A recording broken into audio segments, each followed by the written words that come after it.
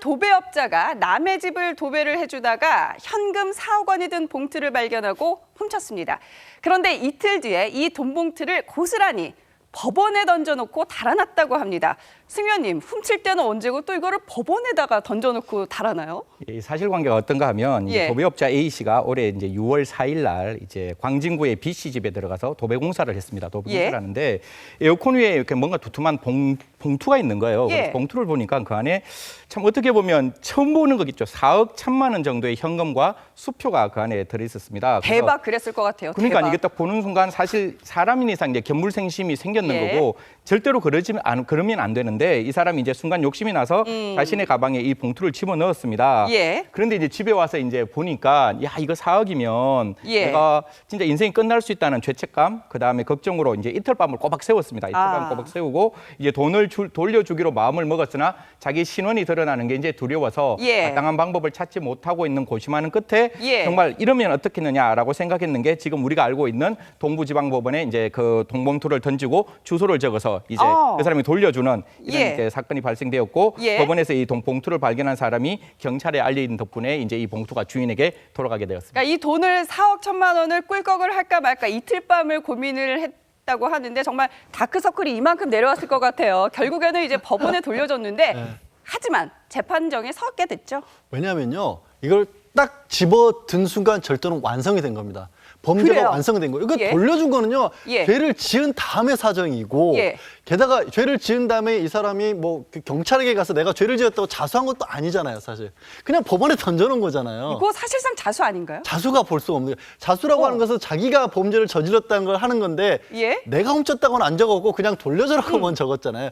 물론 선처를 하긴 했습니다만은 그래도 집행유예 6개월에 징역 2년 선고를 피할 수는 없었던 거죠. 그래요. 그런데 그러니까, 제가 볼 때는 이 사건 보면서 이 사람이 돈을 왜 직접 가져가지 않았느냐가 좀 의문이에요. 그러니까 좀 겁이 났을 것 같아요. 직접 가져가면 그 도둑질을 했다는 게 들킬까 봐 겁이 났을 것 같은데 만약 직접 가져가서 저 정말 용서해 주십시오. 돈은 여기 다 있습니다. 용서해 주십시오. 그리고 만약에 그 집주인이 돈을 다 받았으니 그럴 수 있다. 용서해 주겠다라고 신고를 취하해 버렸으면 사실 처벌 안 받을 수도 있어요. 그러니까 양 변호사님 바로 그 지점이에요. 왜 법원에다가 전달을 했을까요? 그냥 집주인에게 그냥 그 직송을 해버리면 되지 않을까요? 배 차장님 말씀대로. 아무래도 두려웠겠죠. 두려워서. 본인의 신원이 드러나는 게 말씀드린 것처럼 이 봉투를 집어든 순간 범죄는 완성이 됐기 때문에 사실 이분은 2개월간 구속돼 있었어요, 이 사람은. 구속 상태에서 재판을 받았고 액수가 워낙 높았기 때문에 그런 정도는 피할 수가 없었던 거고 말씀하신 것처럼 자수를 했다라고 한다면 자수는 법적으로 봤을 때도 반드시 깎아주거나 아예 형을 면제해 줄 수도 있는 상황입니다. 그렇기 때문에 집주인이 선처 받았더라도 이 경우에도 나중에 돌려받은 집주인이 또 선처를 받았지만 해준다고 했지만 그래도 구속 2개월 살았고 집행유예 6개월에 징역 2년에 집행유예 6개월 실형을 받을 수밖에 없는 상황이었던 거죠. 그렇군요. 이 도배업자 절도 전과도 없고 이 말씀드렸지만 돈에 손도 안 댔고 그리고 집주인이 돈주인이 또 선처까지 구한 점들을 종합적으로 고려를 해서 집행유예를 받게 됐는데요. 승 의원님, 근데 참 이 돈 훔쳐놓고 다시 어쨌든 뭐 법원을 통해서든지 간에 돌려준 점을 보면 이 사람이 간이 작다고 해야 되나요? 소심하다고 해야 되나요? 그런 성격으로 보이긴 해요. 자, 누구라도 평범한 사람이라도 이런 상황에서는 이러한 유혹에 빠질 수 있게 되나요? 그러니까 이게 견물생심이라는 게 가장 중요합니다. 이게 사람이 그게 4억이 아니라 단 100만 원만 있더라도 그것을 이렇게 가져가고 싶어하는 사람의 마음이 있는데 저희들은 그걸 배웠고 지금까지 그렇게 했으면 안 된다는 기본적인 생각 때문에 유치원에서 다 배웠죠. 그렇죠. 그걸 이제 하지 않았는 건데 지금 같은 경우에 저희들이 이제 다시 한번 고려해봐야 될 것이 단순하게 동부지방법원에 돌려주는 것은 진짜 지금 저희들이 지금까지 말해왔는 것과 같이 자수가 아닙니다. 그러니까 어떤 잘못을 저질렀을 때 가장 중요한 것은 나의 잘못을 알리고 그 잘못에 대해서 분명히 죄값을 치르겠다고 하는 어떤 개정의 정의라는 어떤 자수를 통해서 자기의 잘못을 조금 이렇게 뉘우쳤다면 지금보다는 더 나은 선처를 받을 수 있지 않았을까 참 아쉬운 점이죠. 배 차장, 그런데요. 이 돈주인, 집에 돈을 얼마나 쌓아놓고 사시는 분인지 몰라도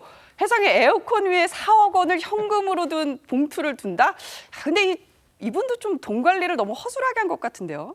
이 돈 관리가 허술한 건지 아니면 너무 돈이 많아서 주체할 수 없으신 건지 아니면 잘 모르겠습니다. 돈의 색깔이 뭐 하얀 돈이 아니라 약간 뭐 검은 돈일 수도 있을 것 같고 뭐 그 단정할 수는 없어요. 그렇죠. 근데 돈을 현금을 이렇게 많이 쌓아두고 계신 분들은 잘 없어요. 근데 물론 뭐 큰 일을 앞두고 돈을 이제 이렇게 큰 돈 현금을 마련했다고 볼 수는 있고요. 예. 이것 두고 이제 네티즌들이 말이 많습니다. 이게 네. 집주인한테도 그 잘못에 한 3할은 있는 거다. 이렇게 돈을 이렇게 에어컨이 놔두는 게 어디 있느냐. 예. 뭐 이런 그 얘기도 많이 나돌고 있습니다. 예.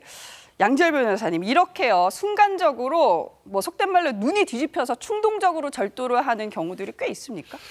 이게 꽤 있기는 어려운 게 그렇게 많이 돈이 있진 않죠. 그러나 발견을 하면 절도로 이어지는 경우들은 사실 종종 있는 거죠. 굉장히 유명한 사건이었죠. 서울 서초구에서 예. 집 인테리어 공사를 하다 보니까 금괴를 수십억 원어치를 발견한 거예요.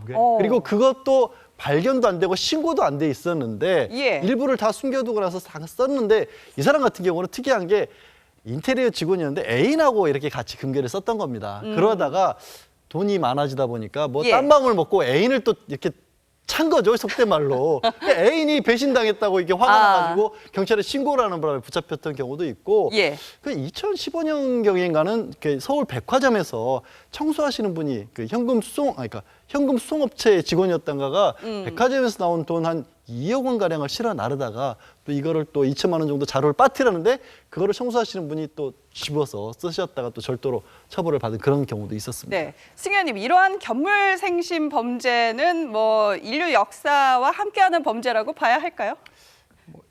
원래 사람이라는 게 이제 성선설이냐 성악설이냐 여러 가지 논의가 있는데 예. 가장 중요한 것은 인간이 어떤 자기의 유혹에 빠졌을 때 그 유혹을 이겨낼 수 있는 사람은 참 많이 힘듭니다. 그래서 예. 기본적으로 사람은 유혹 앞에서 유혹을 이기기보다는 유혹에 빠지지 않는 방법을 만들어야 될 것이고 그중에 가장 중요한 것은 돈이 있는 사람은 그 돈을 잘 그것을 보관해야 될 것이며 예. 그다음에 그런 것이 발견되었을 때는 정말 한치의 주저함도 없이 그것을 이렇게 적법한 기관에 내가 돈을 주었다고 신고하는 그런 정신들이 필요하다고 생각합니다. 그렇군요.